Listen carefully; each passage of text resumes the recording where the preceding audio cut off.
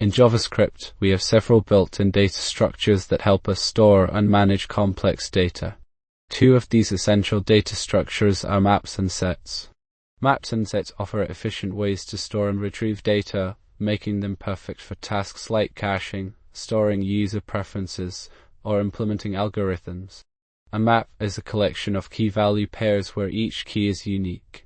We can use maps to store and retrieve data efficiently.